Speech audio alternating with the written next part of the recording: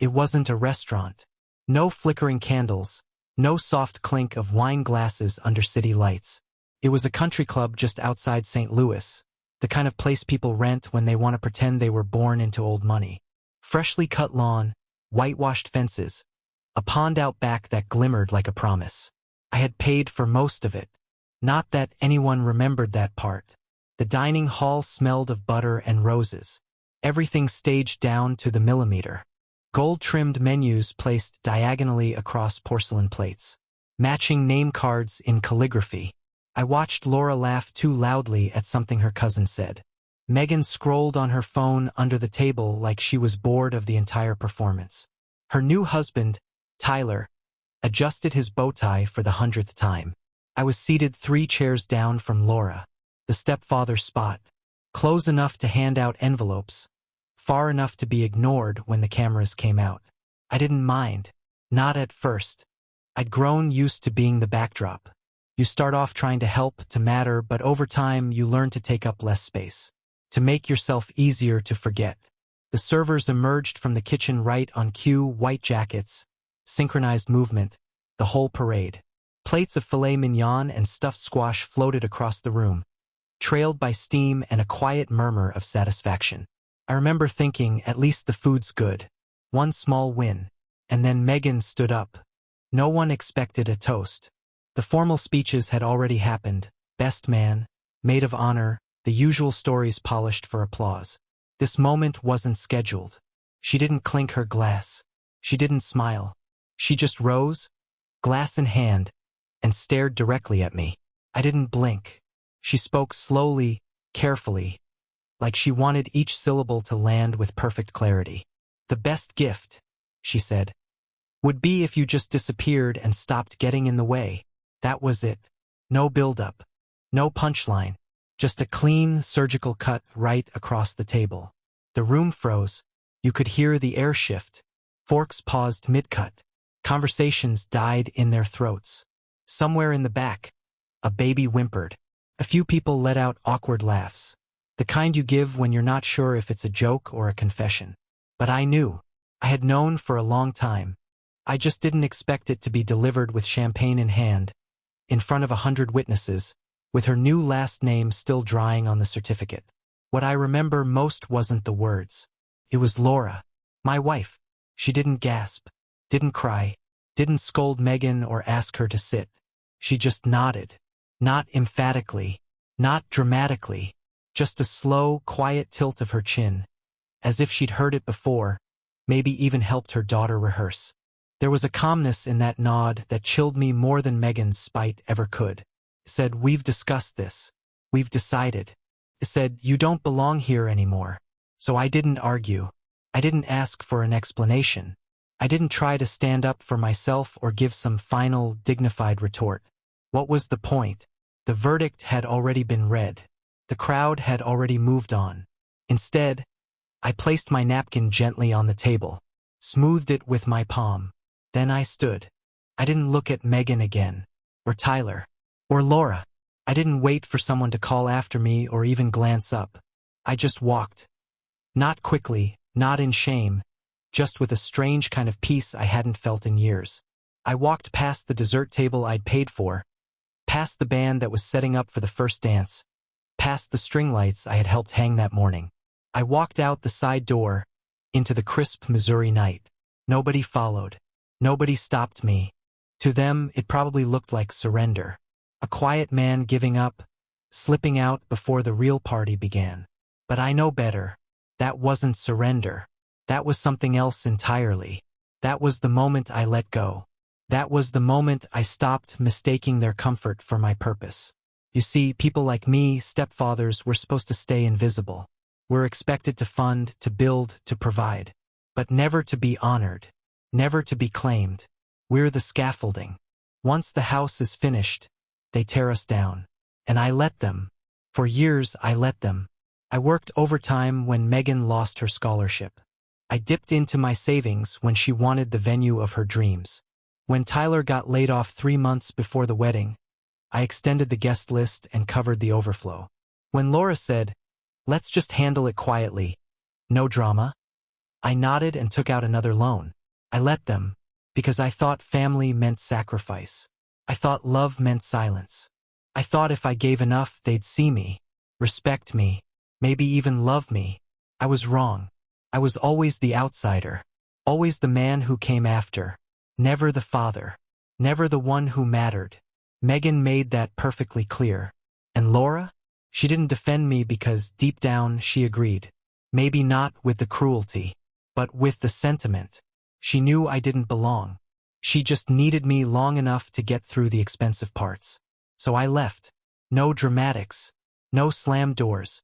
I got in my car, loosened my tie, and drove away. Not just from the country club, but from the illusion I had built that I was part of something, that I had a place. I drove until the lights faded behind me, until the hum of the highway replaced the ringing in my ears.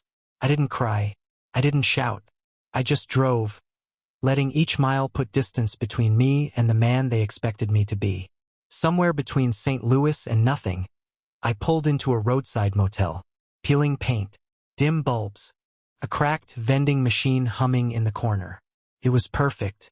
I paid in cash. Room 17. I sat on the edge of the bed and took off my shoes slowly, one at a time, as if shedding more than leather. My phone buzzed once. A message from an unknown number, probably some guest trying to smooth things over with humor or guilt. I didn't check it. I lay back on the mattress and stared at the ceiling for a long time. And then I slept. For the first time in years, I slept without obligation, without anxiety, without someone else's needs keeping me awake. I didn't dream of Megan, or Laura, or the toast. I dreamed of silence, of an empty table, of peace. I woke up before sunrise, motel curtains drawn, air conditioner rattling. Room smelled faintly of bleach and mildew. I sat on the edge of the bed for a long time, watching the numbers on the clock change, listening to the silence. A silence I hadn't earned until now. No texts, no missed calls, not even from Laura. That was confirmation enough. I had become what they wanted all along, a ghost. And they weren't chasing ghosts anymore. I left the motel at 6, stopped for gas and burnt coffee. The cashier didn't look up when I paid in cash again. I drove for hours with no music, just the sound of wind and the low hum of a car built to endure more than its driver ever could. By the time I pulled into my office parking lot, the wedding reception would have been ending. Lights dimming, cake smeared, the DJ announcing the last dance like it meant something. Guests hugging goodbye, drunk on Prosecco and sentimentality. No one would have noticed the cracks yet. Not where it counted. But I knew where they were. I knew what would come next, because I had paid for the foundations. And I knew exactly where to remove the nails. My company name had been on every major payment for the wedding. Not because I wanted control. I'd learned long ago that control was an illusion in that house, but because Laura had asked. It's just easier through your business, she said. Clean books, tax write-offs. We'll handle the details together. She said it like it was temporary, like I was a convenience. But I was more than convenient. I was essential. Every contract, the venue, the caterer, the lighting, the floral design, the band, came with my signature. My company's email, my credit. Their perfect day was built on the back of the man they had just buried with a toast. So I did nothing loud. No confrontations. No revenge. I just opened my laptop and started removing my name. Took 20 minutes. I opened the contract database, clicked through the agreements one by one, and revoked my signature. Quietly, formally. My company, effective immediately, would no longer be held responsible for any remaining balances or obligations. Legally, I had that right. Especially after Megan's statement, which, if I ever needed to argue in court, I could frame as a public renouncement. No need for lawyers yet. Just a clean withdrawal. Then I called the wedding planner. She was still at the venue. I could hear the echoes of chairs scraping floors, the chatter of exhausted staff. Hi, this is Michael Carter. Yes, Megan's stepfather. I just wanted to inform you that Carter and Will's Consulting will no longer be authorizing payments for the venue or vendor logistics. Any outstanding deposits or balance confirmations will need to be directed to the family directly. I've removed my company from the chain. Silence on the other end. Then, is this regarding the incident? I didn't answer, just repeated, please make a note of it. That was all I had to say.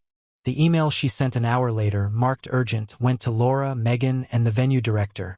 It read, due to a change in the contractual guarantor, we are temporarily freezing the remaining payment balances until further clarification from the primary parties. Please confirm new payment arrangements as soon as possible to avoid late penalties or service disruptions.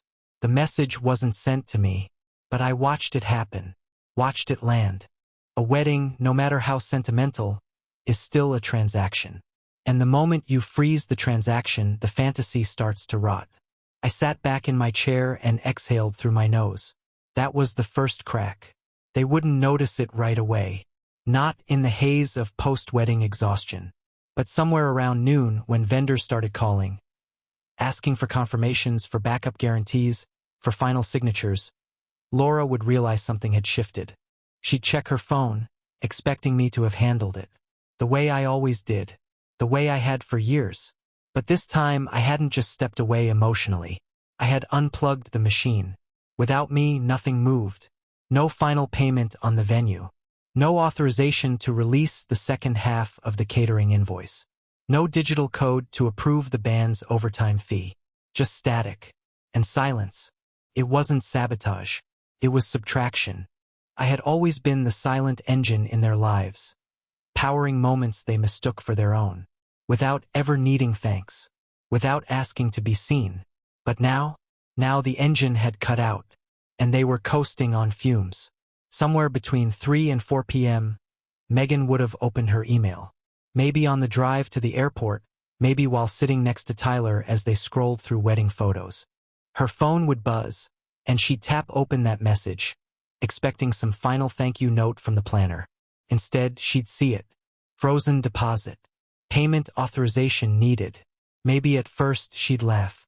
What does that even mean? Then the texts would start.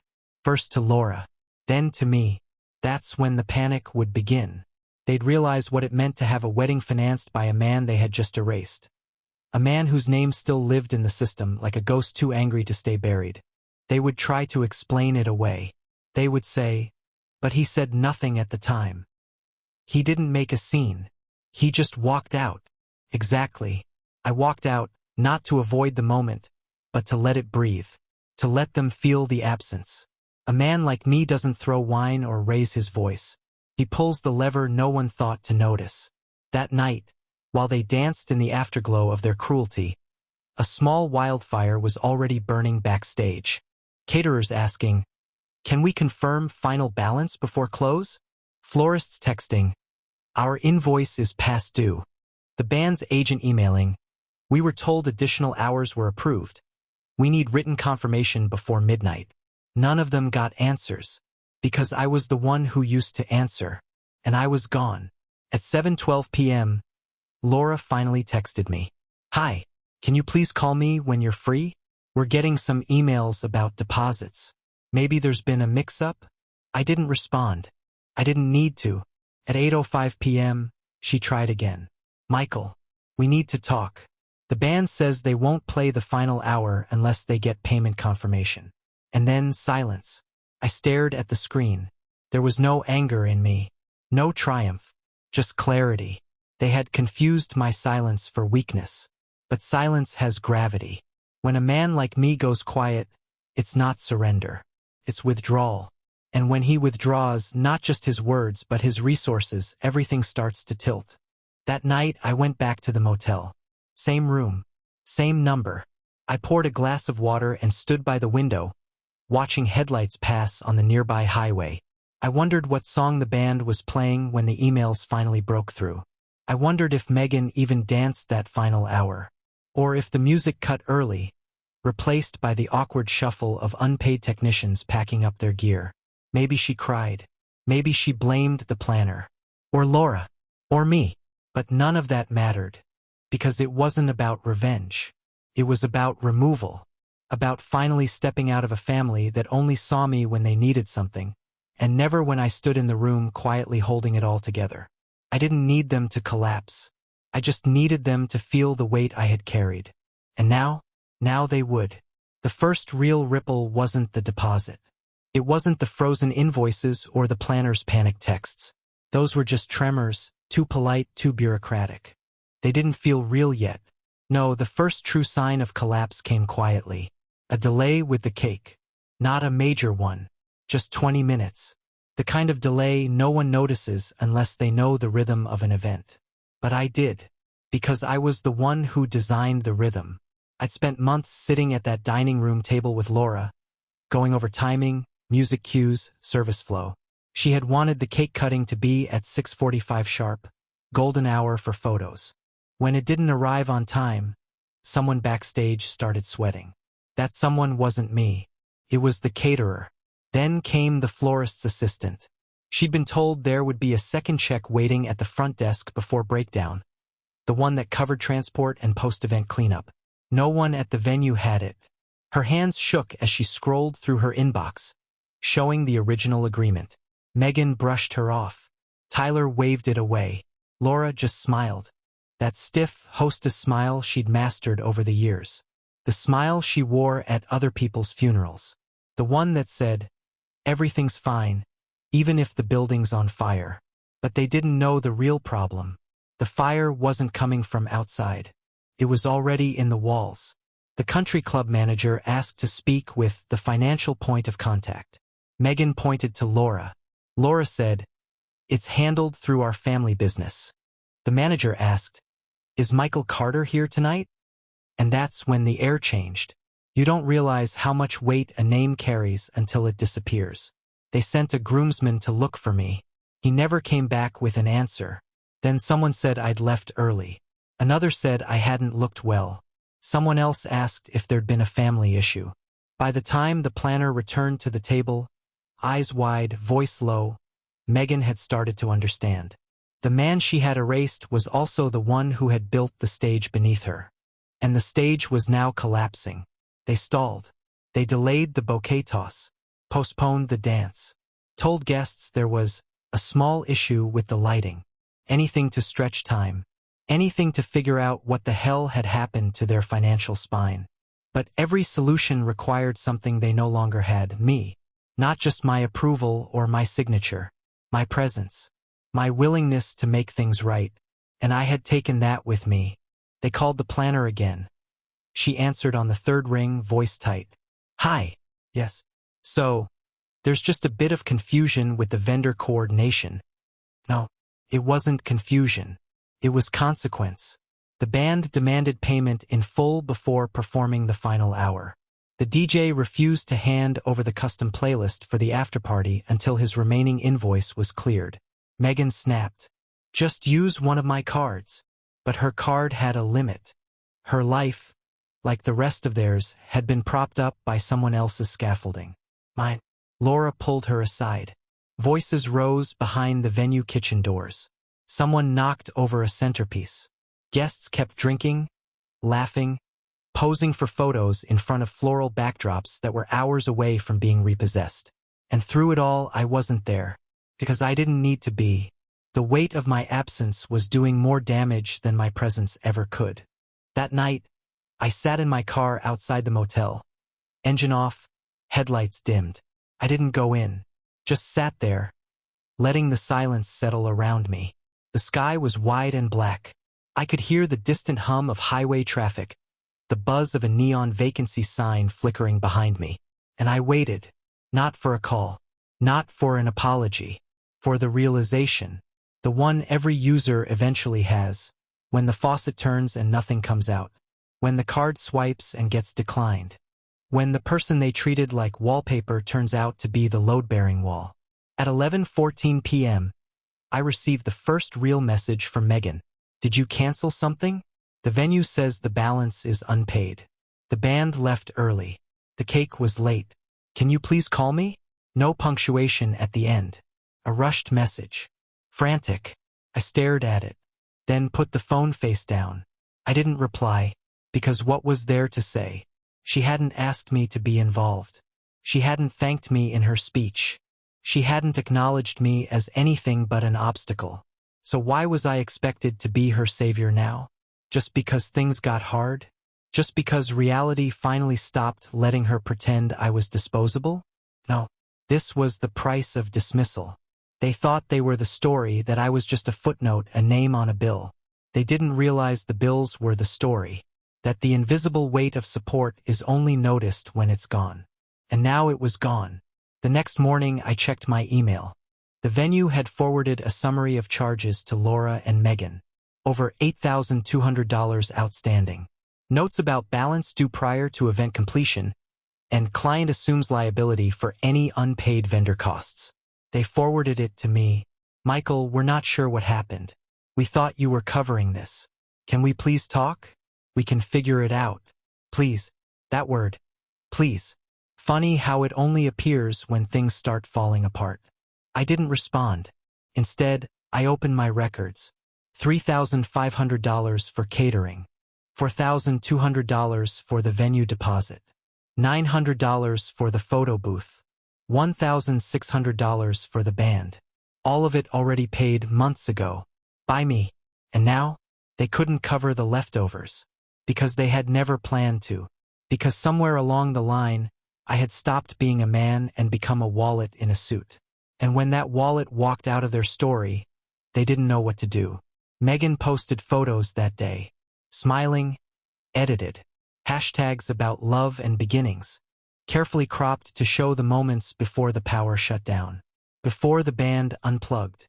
Before the staff began stacking chairs mid-toast. But I knew the truth behind the frame. The night didn't end with fireworks.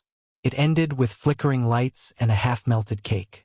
Because when you build a celebration on top of silence, and then insult the silence, it doesn't echo. It vanishes, and takes everything with it. I didn't go home. After the wedding, after the toast, the exit, the silence that followed, I didn't drive back to the house I'd helped pay off. The one with the creaky porch steps and the hallway where Megan's childhood photos still hung like relics from a museum no one visited. The house with my name on the mortgage but not on a single frame inside. Instead, I stayed at the motel. Night after night. Room 17. One bed. One lamp. One chair. It smelled like smoke no one cleaned properly and carried the weight of secrets left by other men before me. Men who'd fled in the dark and needed a night to figure out whether they'd return. I knew the answer before I unpacked my bag. I wasn't going back. I had always thought leaving would look different. Like a suitcase by the door or a screaming match in the kitchen. Something theatrical. But in the end, it was simple. I stood. I walked out. And I stayed gone. No words. No tears. Just absence. The day after the wedding, Laura called twice. I watched the screen light up in the dark, her name glowing like it still had power. But I didn't answer. I didn't want to hear her voice, soft, practiced, reasonable. I didn't want to hear her call it a misunderstanding, or say Megan was just overwhelmed, or that the words weren't meant the way they sounded. They were. She meant them, and Laura let her. That was the betrayal. Not the words, but the nod. That calm little nod. The quiet agreement. It had spoken louder than any insult. She knew what Megan was going to say. Maybe not the exact phrasing. Maybe not the timing. But she knew the sentiment. And she allowed it to happen in front of friends, family, co-workers, strangers. She let her daughter erase me with a single sentence. So now I erased myself in return. Day 3. A message from Megan. Hey, I know things got tense, but can we just move forward? It was my wedding. Emotions were high. It wasn't personal. Wasn't personal? You don't ask someone to disappear if you see them as a person. You don't toast their erasure if you see them as family. I didn't reply. I deleted the message and sat there in the motel chair, the hum of the air conditioner chewing through the silence like a slow, mechanical insect. I slept well that night, better than I had in years. No dogs barking. No passive-aggressive sighs from the other side of the bed.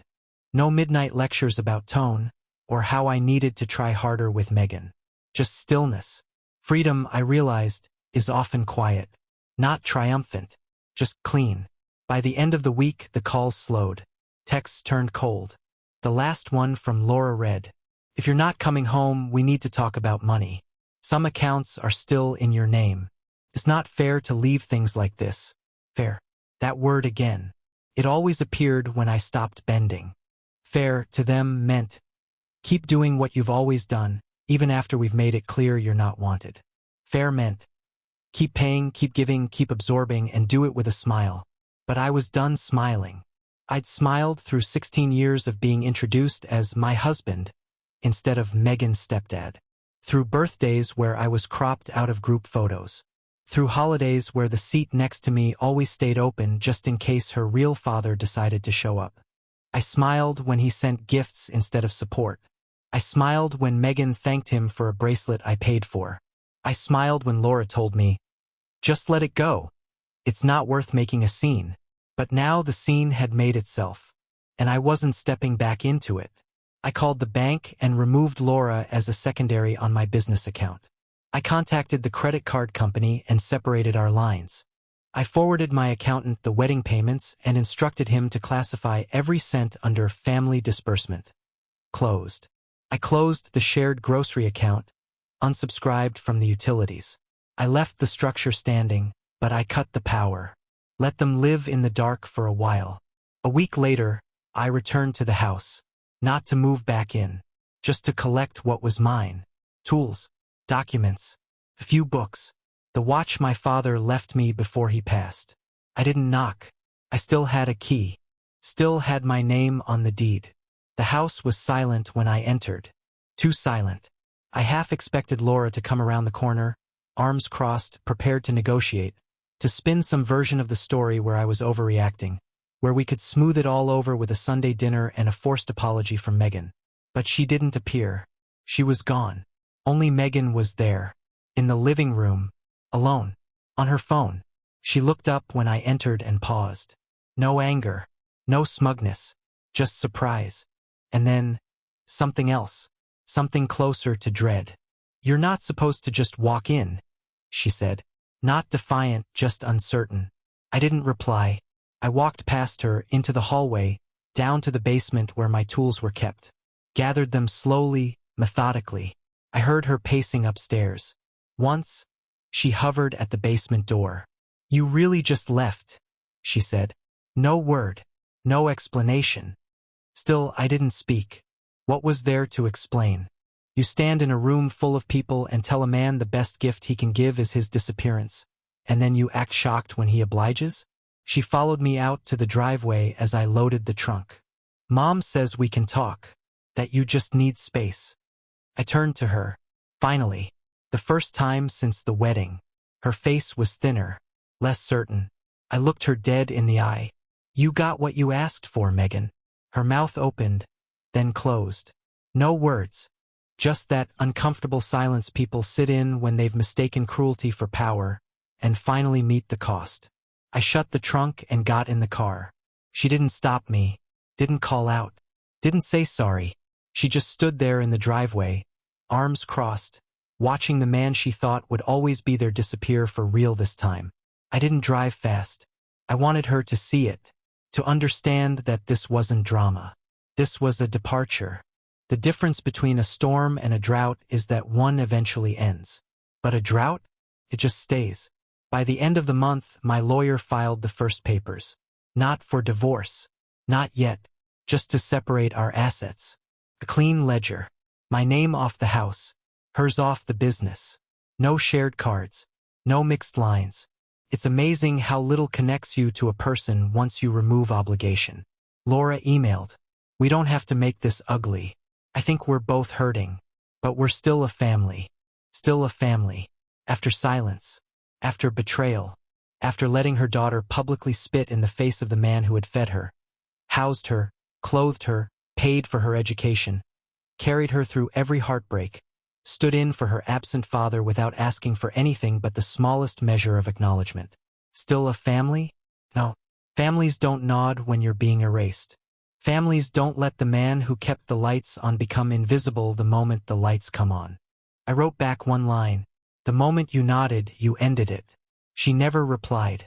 I kept room 17 for another week, then moved into a small apartment closer to my office. Bare walls, fewer keys, my own space, my own silence. I started walking again, reading, cooking for one, and sleeping. God, I slept. Deep, uninterrupted sleep, the kind you don't get when you're holding up a house built on contempt. They never called again. Not Megan. Not Laura. Eventually, the wedding photos went up online. Perfect smiles. Filtered light. No sign of me. Cropped out entirely. Like a scar you hide behind makeup. But I wasn't angry. Not anymore. Because they had done me a favor. They had revealed the truth. Not with rage, but with calm. And that's how you know it's real. Not when someone screams that you don't matter, but when they say it like it's obvious. So now I live alone. Not lonely. Alone. There's a difference. Alone is quiet, clean, honest. Lonely is when you're surrounded by people who use your presence and spit on your name. I keep the door locked, the phone quiet, the past exactly where it belongs, behind me. But sometimes, when I lie in bed at night, I replay her words. Megan, standing in that hall of white linens and fairy lights, lifting her glass to the air and saying, "The best gift would be if you just disappeared." And I smile, because I gave her exactly what she asked for. And I made it permanent. So I ask you, whoever's listening, was I wrong to leave without warning? To vanish from a family that only valued me in silence? Or was that the first time I finally loved myself more than I feared being alone? You tell me.